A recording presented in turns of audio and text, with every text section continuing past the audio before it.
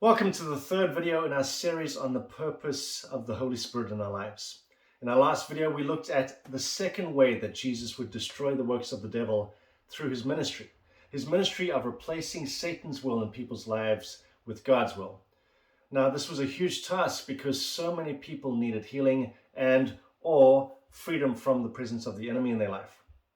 Now, for reasons that may include Jesus trying to avoid mass hysteria, he would often tell people whom he just healed not to tell others about what he'd done. But despite Jesus' instructions, the report of his power spread even faster, and vast crowds came to hear him preach and to be healed of their diseases. These vast crowds in many cases consisted of thousands of people, so desperate for help that they sometimes put Jesus' life at risk. Jesus went out to the lake with his disciples, and a large crowd followed him. They came from all over Galilee, Judea, Jerusalem, Idumea, from east of the Jordan River, and even as far north as Tyre and Sidon. The news about his miracles had spread far and wide, and vast numbers of people came to see him. Jesus instructed his disciples to have a boat ready so the crowd would not crush him. And this makes sense when we consider a typical day in the life of Jesus. Crowds of people would surround Jesus because power would come out of him when they touched him and healed him. For example, shortly after the woman with the bleeding issue touched Jesus and was healed, "Who touched me?" Jesus asked. Everyone denied it, and Peter said, "Master, this whole crowd is pressing up against you." In my last video, I asked the question, what did Jesus plan to do to help all these people? And so we saw the Bible say that Jesus equipped and mobilized his disciples to do what he'd been doing. He did this by giving them access to two things. One was authority in his name, and two was power through the Holy Spirit. And then, departing, they began going throughout the villages, preaching the gospel and healing everywhere. I then talked about the belief that Jesus performed miracles, cast out demons, healed the sick to prove his divinity, and that he gave his disciples the same power to do the same things so that people would believe their message about Jesus Christ and the church would grow quickly. Let's think about this for a moment. Yes, prophecy does say that the Messiah would heal the sick, and Jesus did that. But let's look at this.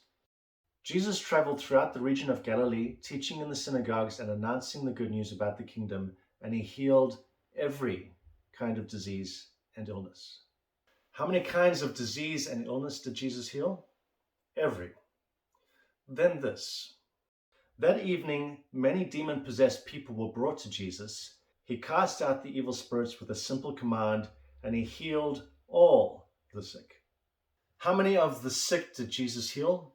All. In fact, he healed every kind of disease and illness. He healed all the sick among them. He had compassion on them and healed their sick. He healed them all. Why heal everybody? Well, Luke said the following. And you know that God anointed Jesus of Nazareth with the Holy Spirit and with power, the same things that Jesus anointed his disciples with. Then Jesus went around doing good and healing how many? How many did he heal? He healed all who were oppressed by the devil, for God was with him. Jesus healed the sick because he was setting them free from Satan's oppression. Jesus healed everybody because he was replacing Satan's will in their life with God's will. And this is why when Jesus equipped the disciples to do the same thing, yes, they would have attracted attention. Yes, their message regarding Jesus Christ would have been that much more convincing. But I want you to see that the main reason the disciples healed all the sick was because they were doing what Jesus did by destroying the works of the devil. And this is a huge task. 12 people were not enough to get this job done. And that is why Jesus did this. Now after this, the Lord appointed 70 others and sent them in pairs ahead of him to every city and place where he himself was going to come. 70 others. I hope that you can see from this that Jesus is duplicating himself.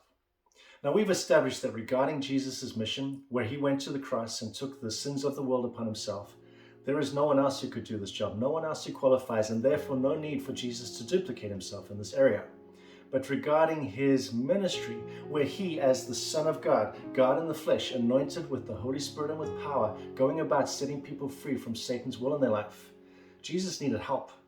The job was and is enormous. You see, to set somebody free from Satan's will, there needs to be a minister who will, like Jesus, let that person know what God's will is for their life and then powerfully establish God's will in their life.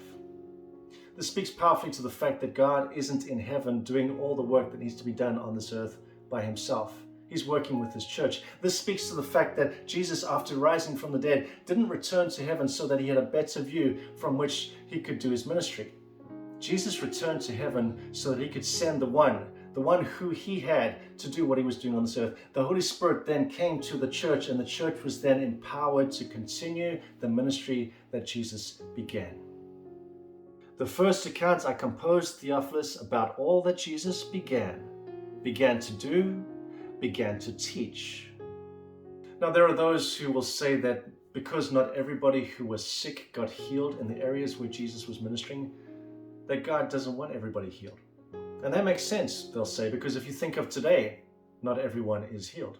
I want to speak more about that in my next video.